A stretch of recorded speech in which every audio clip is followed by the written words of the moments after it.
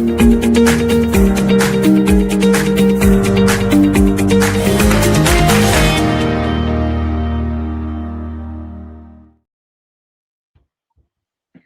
everyone. Welcome to the Energy Realities podcast. I am Tammy Nemeth. I'm the host today, much to my chagrin. And we've got an extra special episode today. We have the amazing Tom Nelson as our special guest. We're going to be talking about the American withdrawal from various UN and international organizations, conventions, and treaties. And of course, there's a number of climate ones in there. So it should be a fantastic conversation. We have today with us also David Blackmon. David, how are you? Oh, I'm just thrilled to be here. It's just another beautiful day in Texas, like all the rest of them are. Awesome. And there's not some big storm that's freezing everything right now? Even if there was, it'd be a beautiful day. But no, it's all lovely and cool, and I'm happy. Great. We also have the amazing Irina Slav, who's in Bulgaria. Irina, how are you today? I'm great, thank you. We got some of Northern Europe's weather, but none of it snow. So it's just cold and sunny and no snow. So I'm a bit offended by that. Yeah, I mean, what's that? Is it discriminating against Bulgaria and not allowed to snow? I know. You get all the snow. I love it when it snows. It's so pretty and it's nice and quiet. Yeah. Hey, can I jump in for a second? I just want to let everybody know my LinkedIn is not streaming for some reason.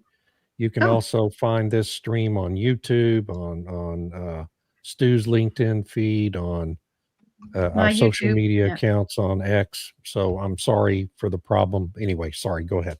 Okay, that's unfortunate. And then we also have Stu Turley. Stu, today, are you in Abilene or are you in Oklahoma? I'm in Abilene today. You gotta love Texas.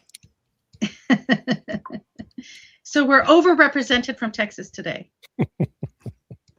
And then, of course, we have the incredible Tom Nelson, who's a host of the Tom Nelson podcast, who always has amazing guests on there. Hey, Tom, how are you doing today? Fantastic. I'm sitting here in Minnesota, not far from Minneapolis, Minnesota, but life is good at this spot right now. That's good.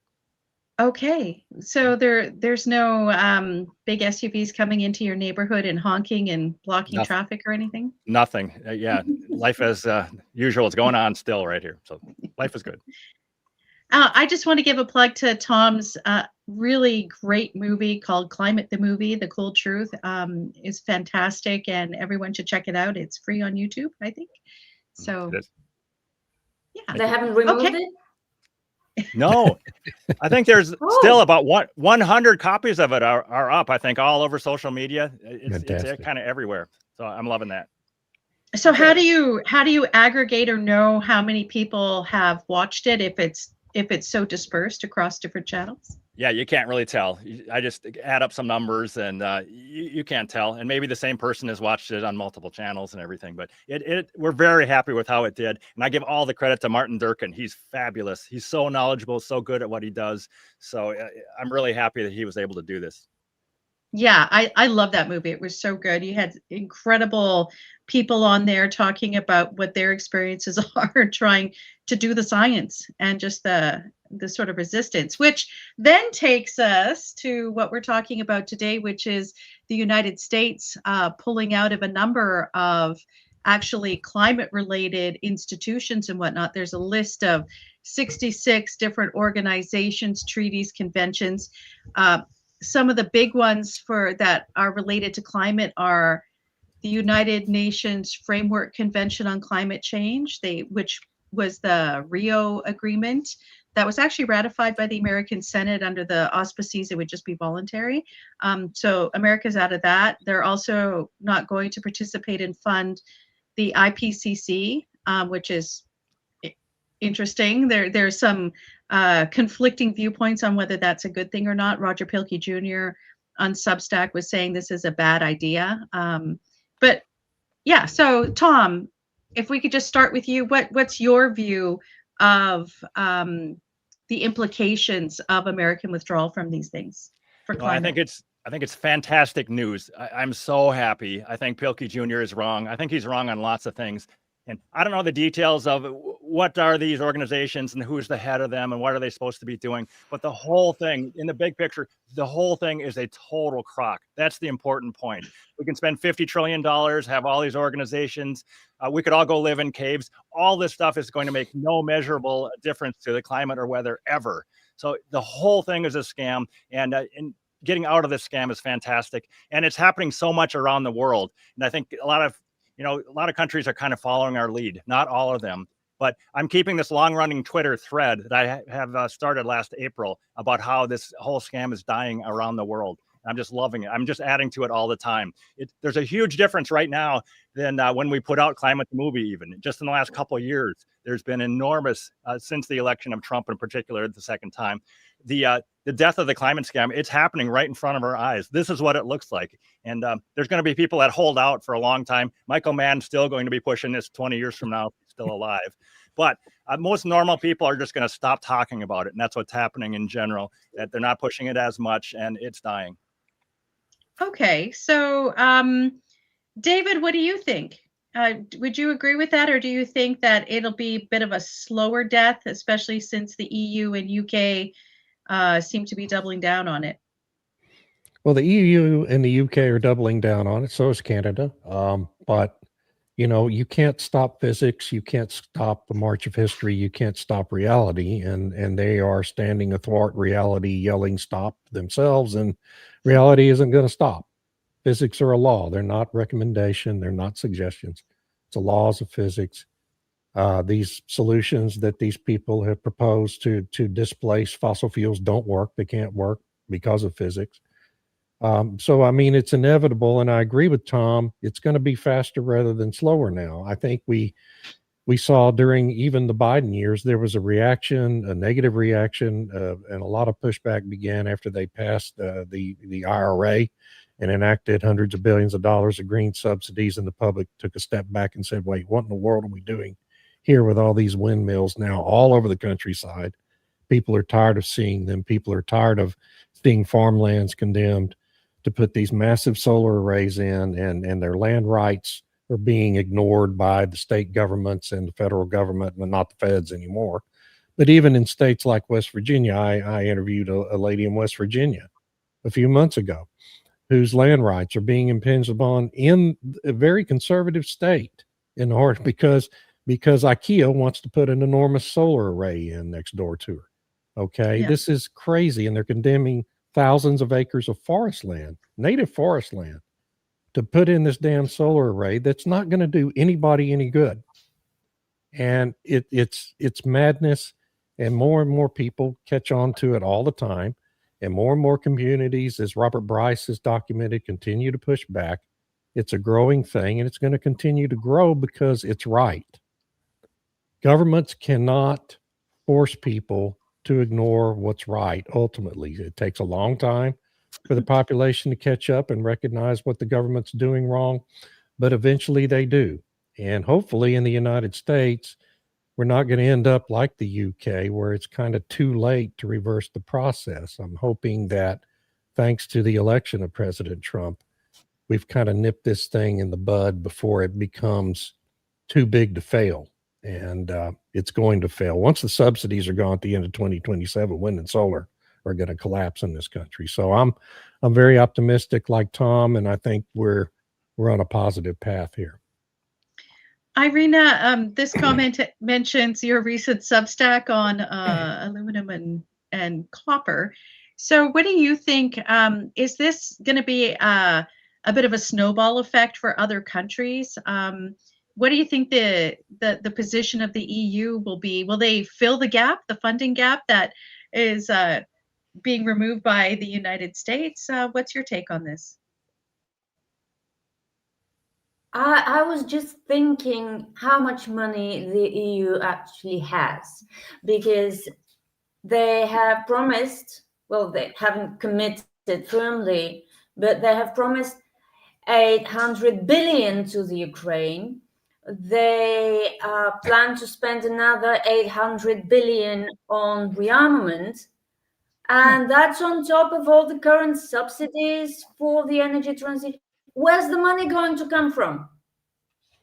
Even so, I think the EU will be the last one to throw in the towel on the energy transition and the whole net zero story, because as David noted, they've gone too far. It's impossible to just drop it now. And yeah, with reference to that aluminium thing, and what you pointed out in an email, that the carbon border adjustment mechanism is going to hit aluminium imports and aluminium supply. They are creating problems and they are solving them in the worst possible way. It's not a solution. It's making everything even worse. Now they sealed that deal with Latin America, which is going to really hurt farming. So they will have to spend even more money on farming to keep some local food production. Well, my understanding is they want too thin, and well, they want to extend the carbon border adjustment mechanism to agriculture, agri-foods, everything. So this will be a great excuse. That too. Wow. Yeah. Stu, what's your take on these changes?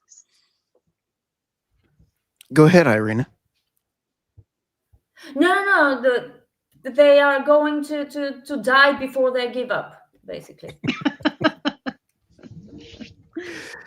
Well, I think that not physically. I think the memorandum lists 66 entities for withdrawal, 35 non-UN organizations, and 31 related bodies. I wrote an article and I said this is a precursor to actually setting up the United States to have the UN move to Geneva. And I really think that is a precursor to total defunding. And then if you have them move out of the United States and still remain a member, this is also paralleling NATO and having France, the UK sending over ships to protect Greenland, and from the US. The US funds, I believe, 62% of NATO. We are NATO, so I think it's going to be pretty entertaining. But if you throw the UN out of the US, you defund the climate movement. This is also correlation into the funding of USAID and the USAID funds that have now been funded. This is also tied to the Minnesota funding that we're now finding out goes along. All of this graft, greed, and corruption is all tied together. And I'm going to say, like I said last month, and that is the world's bifurcating into two groups.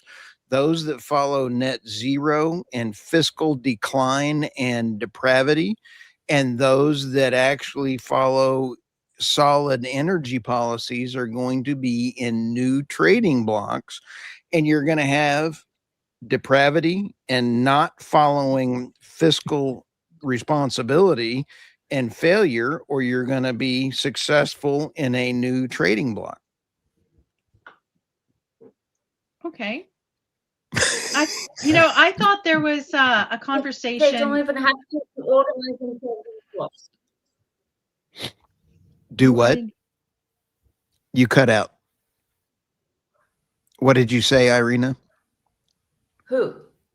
What did you say, I said Irina? they don't even need to organize. I said that they don't even need to organize themselves into blocks. They can just trade with each other. Yes. But people love to organize stuff in terms of how you think about things. So it's like, well, this group over here is trading with each other and so on. And so we're going to say it's this group and the other one. But I think it was Doomberg or somebody was trying to say that there's actually three. There's the bifurcation of the BRICS and what the net zero people were doing. But now America is creating a third one of energy reality where they're in charge, but it's not like the BRICS guys who were doing their own thing. So I don't know. Interesting. When you have Venezuela now, the money has already been set up the executive order that President Trump set up for Venezuela's oil to be sold by the United States, is the United States now a de facto member of OPEC?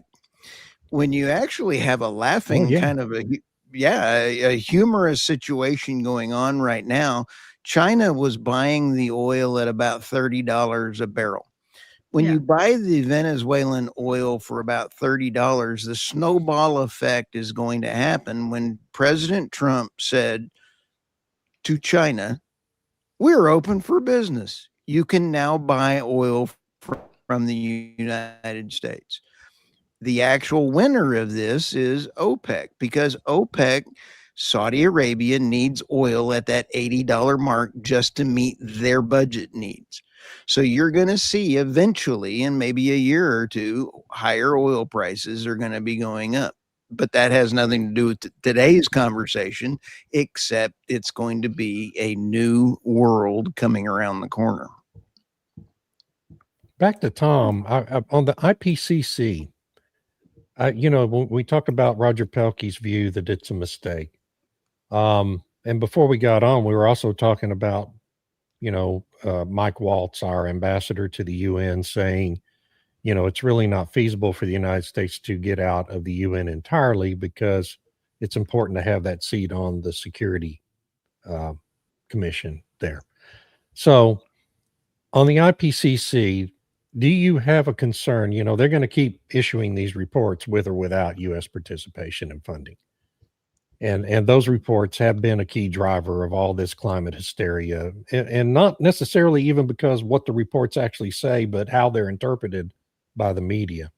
Do you have a concern from your point of view on, with the U.S. getting out, not having a voice now in how those things read? Has the United States been a moderating factor in how the IPCC reports read each year? Yeah, I think there was it. I think it doesn't matter. Yeah, I think there was a time when we had actual people with integrity, like Richard Lindzen, I think, way back in the day, that he was a voice, I think, in the IPCC. Yeah, that's exactly who I was thinking of. Yeah, in the good old days. But anyway, I think it doesn't matter. I think let's let all the other countries that want to be in on this scam still issue any reports they want, and I think we will just ignore them correctly. People who are rational should just completely ignore them. I don't think we should have people on the board trying to make them put out a climate realist IPCC report. I think it's fine. I think it's totally fine. And the point I wanted to mention is, again, that people are just going to stop talking about it. There was, I think people in the future, they will not say, oh, we were wrong about this whole thing. I'm sorry we demonized you. I'm sorry we demonized Trump for not believing in this, that you guys were right all along. They're just going to stop talking about it. And if it comes up, they're going to say, I never really believed in it anyway. We're absolutely going to see that, because it's going to be embarrassing in the future to admit that you thought that CO2 might kill us all. It's going to be looked at as just total hysteria by almost everyone in the future. I agree. That's a really great point. I want to just share this little bit from Roger Pelkey Jr., where he said, the IPCC has overall done a very good job in its working group 1, playing things straight on the detection and attribution of trends in extreme weather. Oh, okay. But the overall statement for policymakers never says that. And then he goes on to say, at the same time, its working group 2 is captured by climate advocates. And throughout, the assessment relies heavily on implausible, outdated scenarios. So even though America has been participating in this, it has not been able to stop the climate extremists from dominating these reports. And I take your point, Tom. I think this is really great. If they could have an alternative, they could have an alternative report, sort of like what the DOE did earlier, late last year, where they have real scientists who care about truth and trying to find maybe not just truth, but trying to use the scientific method as it was supposed to be used, not for political purposes or whatever, but to try and understand what the phenomena is, what are the inputs, and what that all means. And maybe with a more realistic assessment to counter the IPCC, this would bring what you say down the road, that maybe CO2 isn't the big problem and methane's not the big problem that everybody says it is, at least in those groups. So I do have a lot of criticisms of Pilkey Jr., tons of specific criticisms. Not long ago, he said we need net zero ASAP. He said that. Yeah. That's completely crazy. And he was on my podcast a while back and he said that climate skeptics have lost the debate. He said that, which is absolutely not true.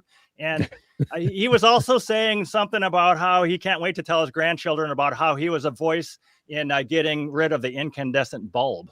That he's so happy that he thinks he was influential for some sort of bad weather preventing purpose. That's why we've got these bulbs that don't work as well and might be more dangerous for our health. So I have tons of bones to pick with him. It's really weird that he also is saying this stuff about trends in extreme weather. He's admitting that there aren't trends in extreme weather and CO2 is not causing bad weather.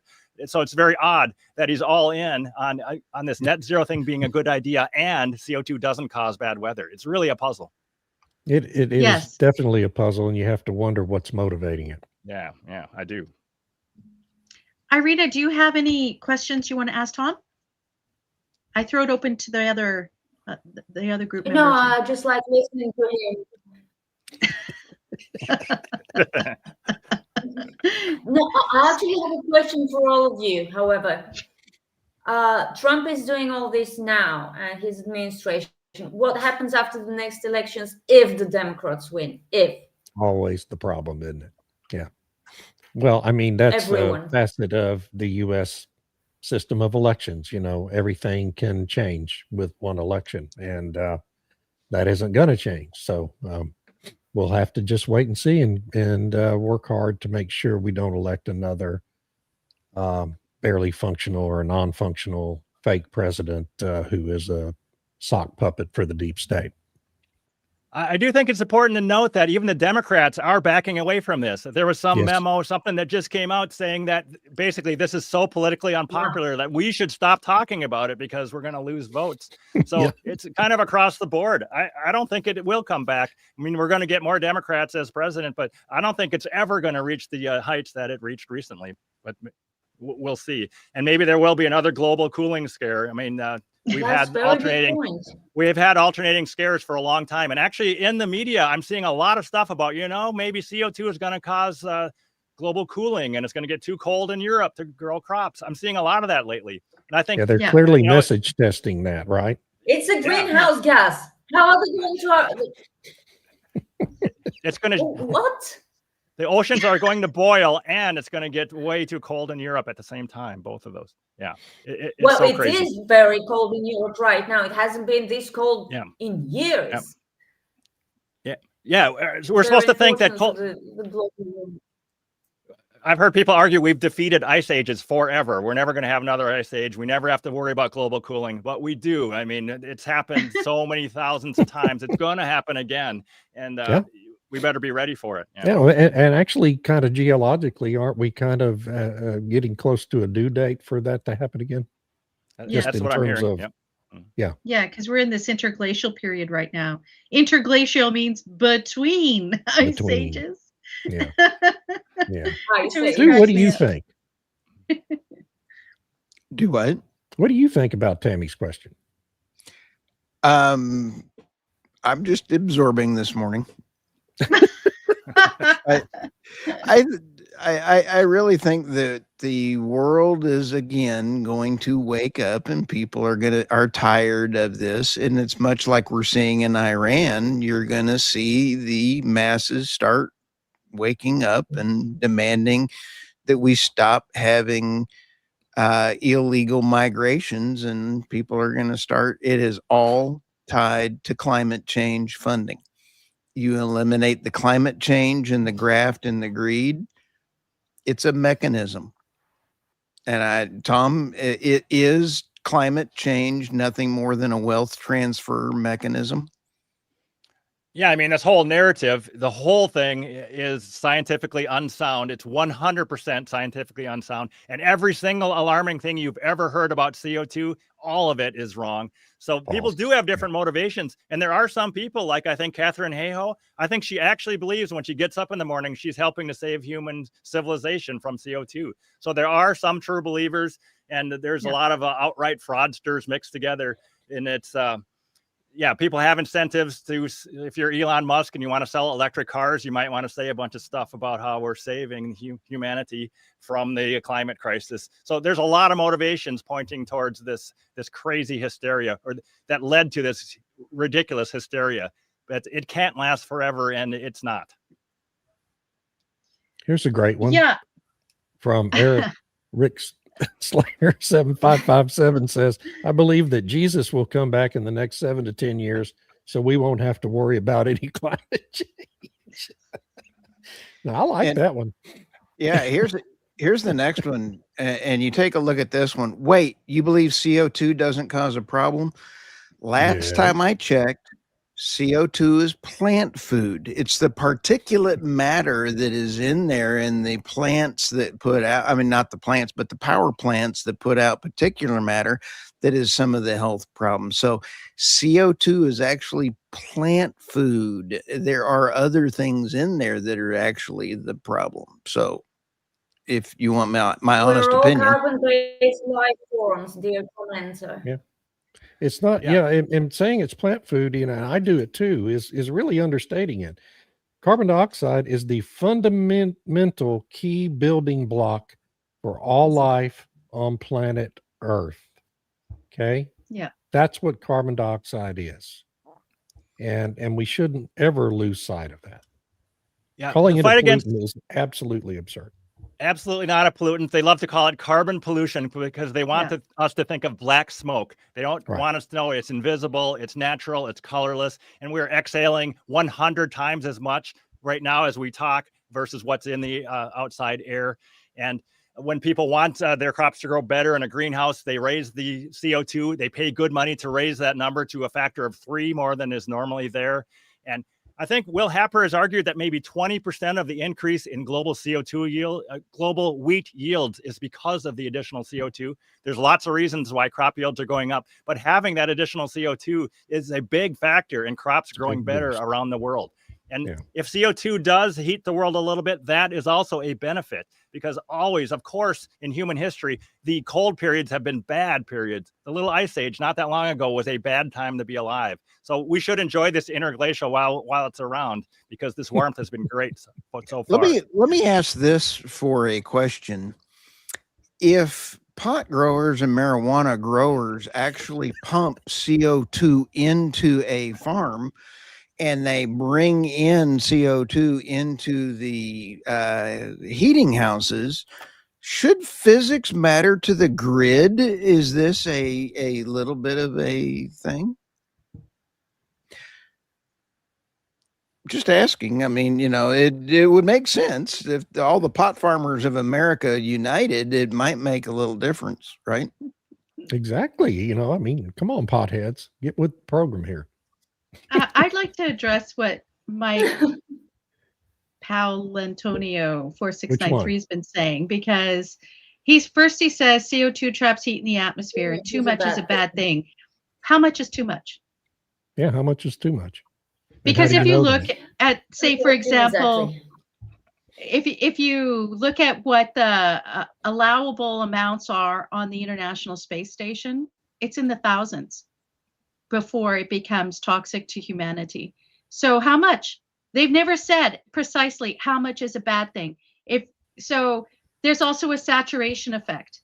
And Professor Happer and Weingarten have talked tremendously and very eloquently about the saturation effect within our atmosphere. That, if you have the insulation and you have this amount of trapping and you double it, that doesn't mean you're doubling how much warmer things are. It doesn't work like that. So, okay, so how much is a bad thing? How too much is a bad thing? How much? And this is something that gets left out of the conversation. Tom, what do you think?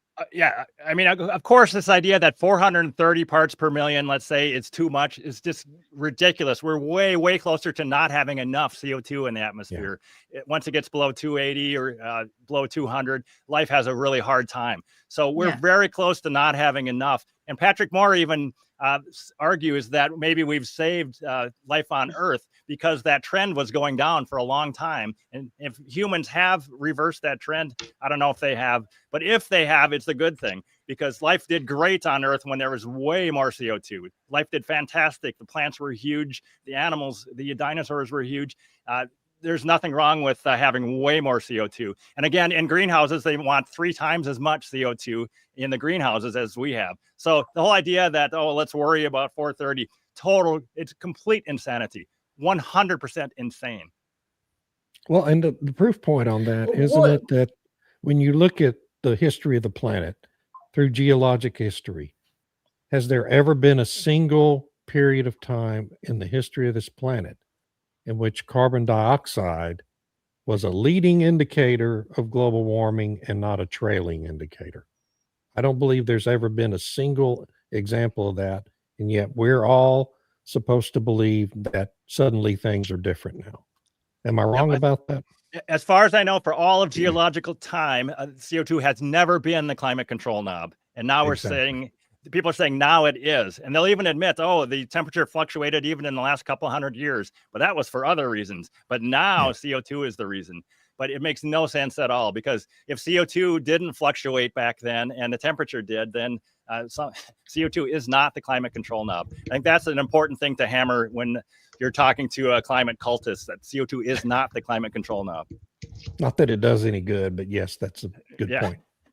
It does good with normal people, though. There's a certain subset. I have a question. Go ahead, Irina. Well, you call them cultists. You can't convince a cultist that facts are facts.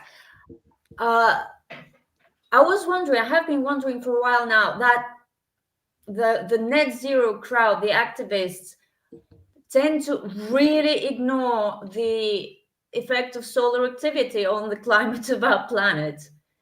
I would speculate that one reason is that it's so much simpler and so much more effective for their purposes to blame human activity. But it's really, really remarkable to what extent they ignore it. They even, I think someone published some study that said solar activity had a negligible effect on the Earth's climate. Tom, what do you think about that? No, generally the cultists and the scammers, and shout out Mike, that they don't want to hear about anything natural. And of course you can't, if sun is controlling climate, there's no way to control the rest of us and tax us and seize power and all that stuff. So the late, great Tim Ball said that the effect of CO2 on climate is, you can liken it to the tightness of one of the lug bolts on one of the tires of a car. It's a little tiny thing. It's not driving the car. It is a factor, but there's hundreds or thousands of factors. And the whole idea that we think that we can change our lifestyle and stop eating cheeseburgers and all these other things to prevent bad weather is crazy. And I do want to bring up at this point, the C40 cities document. I love that it was recently still up online, and a lot of mayors of major cities signed this crazy thing that said, to prevent bad weather, we need to limit each person to only 3 pieces of clothing, 3 new pieces of clothing per year. It's in writing. That's what they want to do to prevent bad weather. 3 pieces of clothing. And they say happily that no dairy, no meat, because that's going to prevent bad weather, and we can't fly. It is so completely crazy. It's amazing that as of recently, it was still online and mayors had signed this crazy document. That it's just amazing how far off the rails things really got. It's funny in a way, and it's sad in a way. Christina Figueres, who was one of the negotiators for the Paris Agreement for the UN, gave a talk to the UK back in, I think it was 2020 before COVID, where she was going on about how we have too much stuff. Do we really need to have more than 3 sweaters? Do we really need to have more than 2 jackets or 1 jacket? Do we really need more than 2 pairs of shoes? And I'm like, yeah, you grew up in Costa Rica where the temperature is pretty temperate, but I'm sorry, you grew up in Canada or in the northern Europe. 2 sweaters? Are you joking me? Like 2 pairs How of many shoes? sweaters does she have? Right. I mean, it's just how many sweaters does she have, and how many? Yeah. Yeah. Yeah. So we hear from a lot of elites that the CO2 problem, the alleged problem, is so bad that we have to change our lifestyles. And there was this Al Gore advice in his book, I believe, saying that to prevent bad weather, we should line dry our clothes. Yeah. So when do you think is the last time that Al line dried his own clothes? And also we're supposed to, when we want to do long haul travel, we're supposed to do that by bus. And again, when's the last time that Al took a bus trip across the country? It's amazing that he thinks that we are just going to do this stuff that he would never do in a million years. And of course, it's not just Al, it's almost everybody. Almost nobody, even the cultists and the scammers, almost none of them are living as if they actually believe it. They're not living it. Yeah. They're enjoying all the benefits of hydrocarbon fuels, almost all of them, and without a care in the world. But they want to clamp down on our lifestyles, and they think we're going to knuckle under. But we're not. Absolutely, we're never going to knuckle under. Tom, do you think that we've seen the last COP? Because you've got Ed Miliband making 2 trips, not 1 trip to Brazil, but he made 2 trips on the same meeting. I mean, he had to go, he left his car running in the parking lot and had to go back, and then he had to go back. The elitist flying in and out to Brazil, and they then destroyed, I believe, 100 miles of the rainforest or whatever the number was. It absolutely eviscerated it and ruined it. The funding is going to go away. So this funding project that President Trump is pulling out could impact a significant chunk of things. Do you think this is the last COP? I would be surprised and super happy if it was, but I think they're going to still do it, but we'll find out. You know more than I do about cutting off the funding and making it go away. I would love it. I think it should. I think they should never have had any COPs, but it would be great if the funding cuts cause it to go away. I would love it. I would celebrate. I think they would just create something else. Wasteful annual climate conferences, the WEF is going to convene in 1 week from today, the 19th of January. Everybody mark your calendars.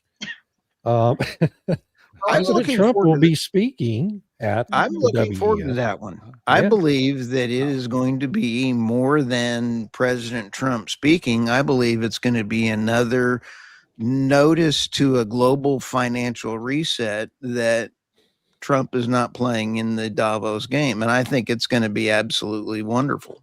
So you don't think he's going to go to Davos and apologize and take it all back for pulling us out of these 66 international organizations? I think he's actually going to tell Davos, I will accept your terms of surrender. That'll be interesting. I don't know. I'm concerned that there's such a big contingent going. You guys know better. I'm sorry, you guys know better than I do, but didn't Trump go to the UN and in front of the UN just say all this climate realist stuff just right to their faces? And didn't they cut off his teleprompter and he said it all off the cuff? Am I right there? I think he did. Exactly. Whatever he did, just I 5 months ago. That was fantastic. That was so great. I wanted to just point out here what Marco Rubio said in his statement when they withdrew from these organizations. And he said, these organizations actively seek to constrain American sovereignty. Their work is advanced by the same elite networks, the multilateral NGOplex, that we have begun dismantling through the closure of USAID. And I think this speaks of a broader picture here of these sort of hazy, opaque, dark money networks that have funded all different kinds of things to destabilize the United States. And I think the climate ones have really, I mean, there's so much money that goes from philanthropy, so-called philanthropies and foundations to climate work that destabilizes not just the United States, but the entire Western civilization idea that one should ask, why does this money go to do that? Tom, what's your view on Marco Rubio's statement? Yeah, it just made me think of other statements that people in the administration have made. They're using words like religion and cult and scam. They're using these words a lot, which makes me very, very happy. It makes me think about how far we've come since, I think it was about 2008 when Newt Gingrich sat down with Pelosi. I think it was on a couch, sat down with somebody. Maybe it wasn't Pelosi, but he was basically saying, let's get together, both parties, and fight carbon dioxide.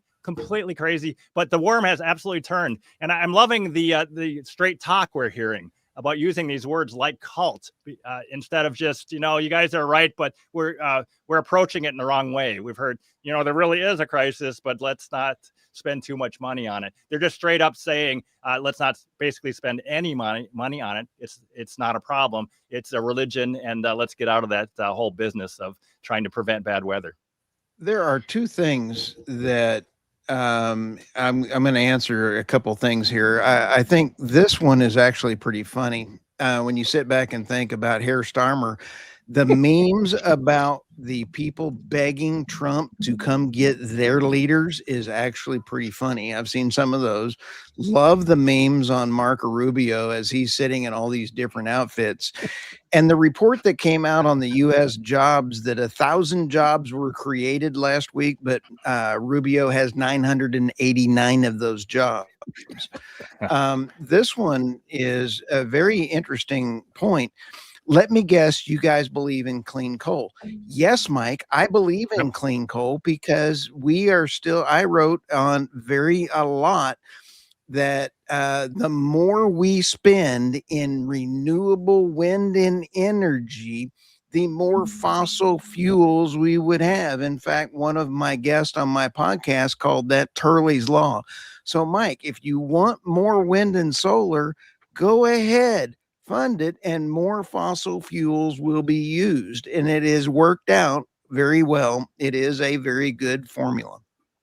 Can I be clear on one thing? I actually believe in beautiful clean coal. Thank you. Well, I feel bad for Irina because didn't Bulgaria have coal power, but they also had Soviet nuclear or old Russian nuclear that the EU is now saying you can't have?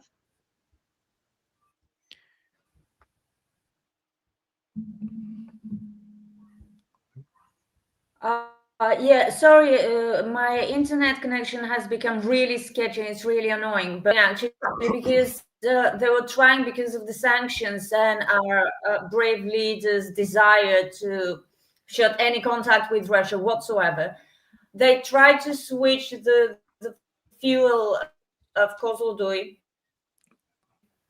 our only operating nuclear power plant, from Russian to Westinghouse to American. It didn't work. And in fact, just before the holiday maintenance, there was a problem with some component from Westinghouse. I mean, if it's built or country, in this case, it is calibrated to work with its equipment. You can't just switch equipment in a nuclear power plant. Have Westinghouse build the second nuclear power plant. It will work perfectly with Westinghouse equipment. Just do what the European Union wants to do and have us export nuclear power to Ukraine or anyone else. Yeah. Well, I'm sorry, but that's, it's purely technical. If it's not working, it's not working, and you can't force it to work with it. I'm sure it will be the other way around, would be the same, trying to put Russian nuclear fuel into a Westinghouse reactor. It will be the same because that's how they're made. I understand. But yeah. So I absolutely believe in clean coal and hydrocarbon fuel because it works. It works to power our hospitals, factories, schools, whatever. And this whole idea, the cultists want us to run those things on wind or solar. But I don't know of any case anywhere where one modern factory, for example, is run purely by wind or solar power because it's intermittent. As someone said, how much would you pay for a car that works only an unpredictable 1/3 of the time? That's what you're getting with this intermittent power. You're getting something that works only part of the time. So coal works, it stays up, it powers our society. And I wanted to mention also that coal is just a villain. It's not that it causes warm weather, but they were happily blaming coal also during the global cooling in the 1970s. They're saying they'll happily blame it for anything. But there's no such thing as coal-induced bad weather. And coal works, nuclear works. I'm not in favor of any one thing necessarily, but whatever power actually works, that's what we should use. Well, Can you know, I- if I want to I- address what Mike said, a couple of things. So first of all, with the dinosaurs and oxygen and the increase in oxygen, that was because there was more vegetation. And the photosynthesis from all that vegetation put more oxygen into the air.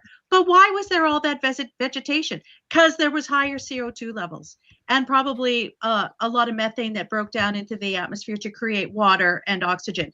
So and CO2. So it's like, you know, you try to make an argument about science and then these other things get thrown out. And then when you explain, it just gets dismissed and off to some other thing. Right. And with You're a respect to denier. coal, with respect to coal, yes, you know, like Stu had said before, there is the issue of particulate matter. David, you said that as well. But you know what? There's technologies to clean that, to remove the particulates before it gets out into through the smokestacks or whatever, so that the emissions level, if that's what you really care about, is the similar, if not the same, as a natural gas power plant. And most of the new Chinese coal plants that there's, I think, 2 opened every week or something, they all these new ones deploy that technology in order to diminish the amount of particulate matter, which then can create the dark bits on the snow and stuff like that, which can be bad for the environment and bad for human health. And so there's technologies in place to diminish that. That's actually through science. Science has allowed these technological innovations and whatnot. And, you know, to be honest, last point, if CO2 and emissions were the really big problem, then why the heck do most of the environmental organizations and groups and lobbyists and advocates not want nuclear? Gee, Right? you might almost think it's a money thing if you didn't know better. Or something else. It's something. Yeah. Maybe it's related to all of the different things about changing the way we live that Tom had pointed out, that the C4 cities encourage, and all these other groups. So I don't know. There's other issues there. I do want to throw in one more thing about just how crazy the fight against carbon dioxide got. This is one of my favorite examples.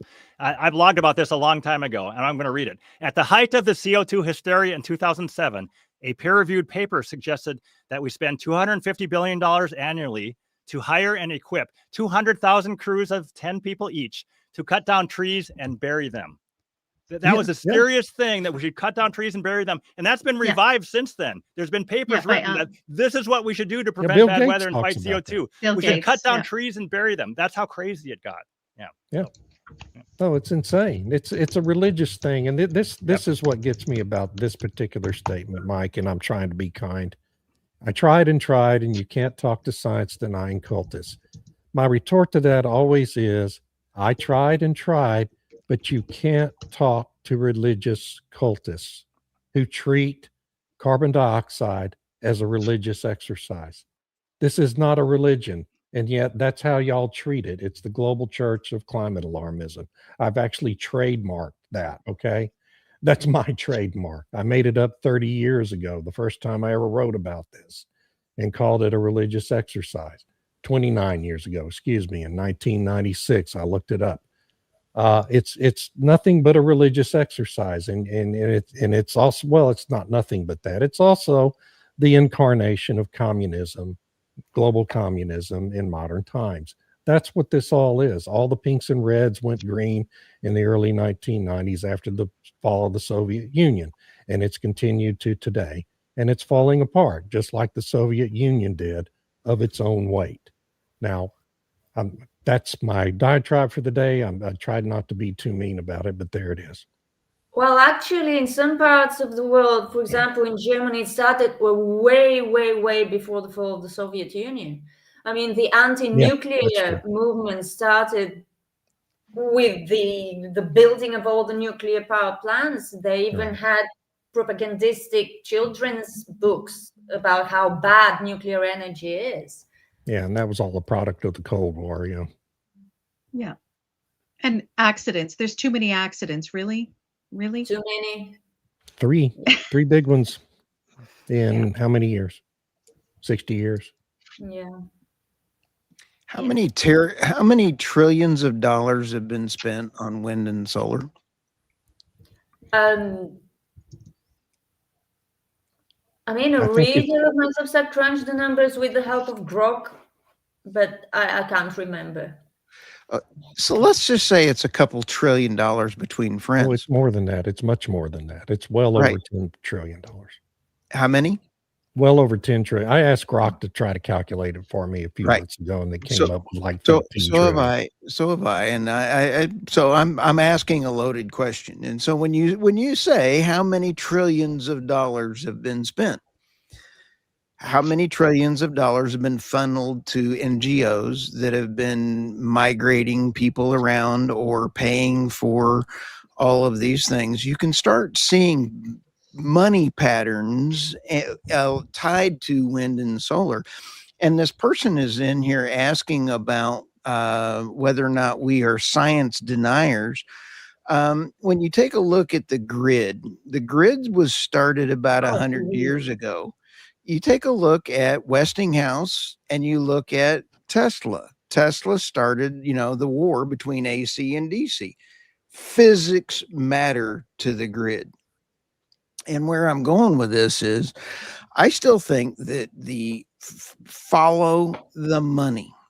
The money for climate science has gone through and they've changed the narrative. Tom, how often has the climate narrative been changing? It's now climate change, or the polar bears are now going to be eating dandelions, or, if it doesn't work for a little while, they change it.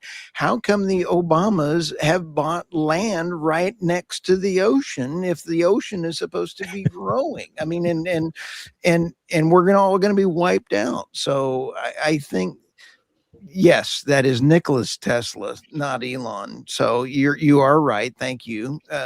The original Tesla. Thank you. And for the guy that was asking about Teslas, I believe Tesla is a fantastic product. I believe Tesla will be a company to invest in. And I think Tesla will be the survivor because it is a technology company. So you can sit there and Eric Clapton or whatever, you love your Tesla, buy a Tesla. I think if you want an EV, buy an EV. I think older people are going to love the auto drive feature, and it's going to keep me alive because every time I see a 99-year-old trying to drive, I'm praying they go buy a Tesla. Thank you for letting me rant. Somebody asked, No, go ahead. Whether nuclear power plant radiation is good. No, it's not good, but it's controlled. Come on. This is just very silly. It's not an argument. They control it. It's not like everyone working in and around nuclear power plants mutates or dies at 35. Really, seriously.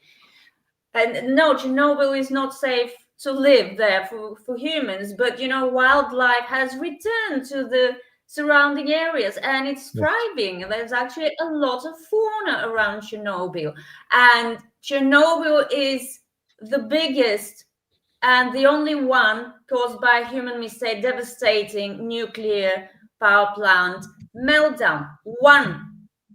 Do you know how many nuclear reactors are in operation right now around the world? I don't, but there must be thousands and thousands. Yeah, I don't know the exact number. And we're talking about Chernobyl. Yeah, I think there's 820. Oh, come on! There's got to be more than that. That's got to be traditional power plants. So there will be. I mean, there's hundreds of nuclear submarines in operation. Oh, I see. Okay. Yeah. You know what I'm saying? Fauna is back there and they're doing very well. Perfectly normal animals. You should check it out. Well, and remember, we were all told that the half-life, if you have an accident, like 3 Mile Island, after 3 Mile Island, the hysteria in the media was, oh my God, that area is going to be uninhabitable for thousands of years. Nobody even had to move. Okay.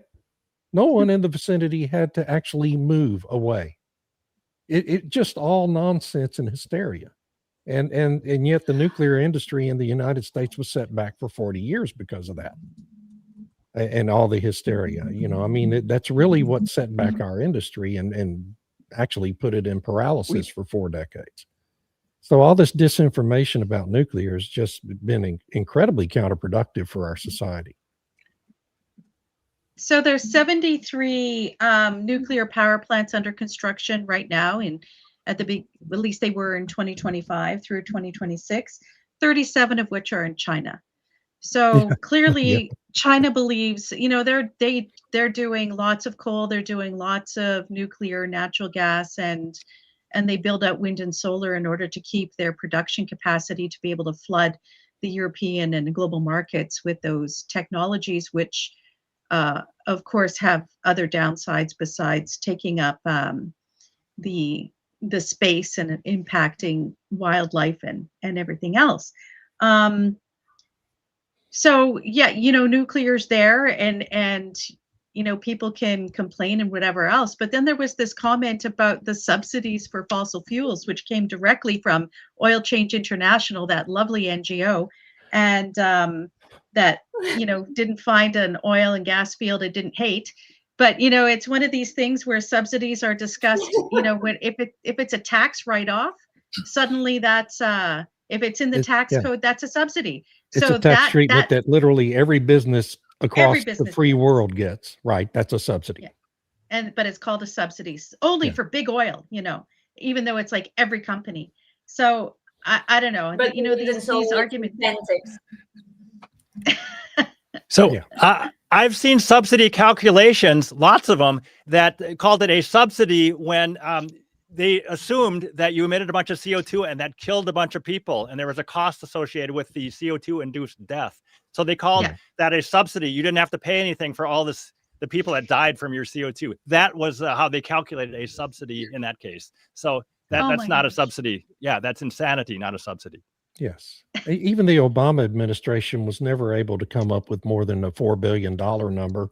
And that was all based on the assumption that the integrated oil companies benefited from percentage depletion, which they don't, and for the expensing of intangible drilling costs, which they don't. So the real number was more like $1.4 billion. And that is a drop in the bucket compared to what was passed under the IRA. And even those, even that 1.4 billion, what they called subsidies in there weren't really subsidies. They weren't direct money payments to those companies like the subsidies in the IRA. Yeah. Anyway, sorry.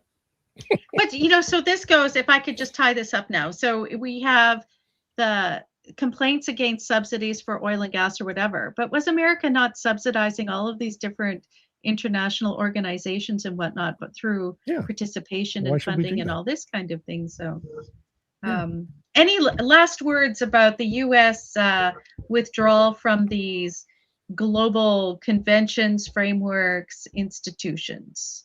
We'll do a round robin. David, what are your final thoughts? It's morning in America again. Okay. Tom, what are your thoughts? I'll just say that from my perspective, COVID woke people up. I think that was a huge thing that happened. And that's a major reason for the whole vibe shift and the reason that people are questioning the experts and questioning fraud. And there's so much questioning and digging and independent research. And I think COVID really kicked off a great thing. It was horrible in its way, but it was great that it made so many people think for themselves. That's a good point. Stu, what are your thoughts? I think the world is going to heal in 2026. I think Tom's point is actually fantastic when you sit back and think about the people are going to find out how corrupt government is. We have a uniparty in the United States of Republican rhinos and Democrats. And I think that the world is waking up to corruption. And I am tired of paying taxes to a corrupt government that is healing. I see things getting better. I see the war in Ukraine ending very soon. The whole oil dynamic is going to change.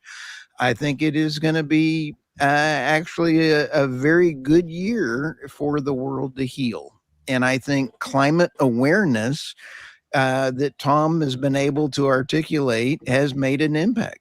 And I think that people are going to change and realize, question everything. Irina, last thoughts? I can only agree with Tom and with Stu about people waking up. I'm starting to, to resent this word because it's being abused, but people are starting to think again, I think, because with the pandemic, with the lockdowns, we were forced to ask questions because the news and the science that was supposed to be settled changed all the time. If you remember the early weeks and months, and then towards the end of 2020, it was the complete opposite of what they were saying at the beginning of the year. And this is why I hate these science is settled and science denialists and all that. No, it's never settled. And in 5 years, as you said, Tom, a lot of people will be pretending they never supported the net zero push because they will be embarrassed by supporting it and being stupid. Yeah. And I would like to take a moment to thank all the commentators today for a very lively discussion. Yes. Keep it up, Tom. Did you bring the trolls with you, or they just smelled us out, sniffed us out? I don't think I brought them, but I don't know what happened there. I'm happy they're here. We don't normally get so many, but it was fun. Thank you. Mm-hmm. Yes, thank you, everybody. Thank you, Tom, for taking time out in your day to come chat with us about what the U.S. withdrawal from these institutions and frameworks and conventions. And thank you to everybody who participated in the conversation. Can I add one last thing? Yeah. If you like this content and enjoyed it, go to YouTube and like and subscribe. It's free. It takes you 30 seconds. It helps our stats. Go do it. Thank you.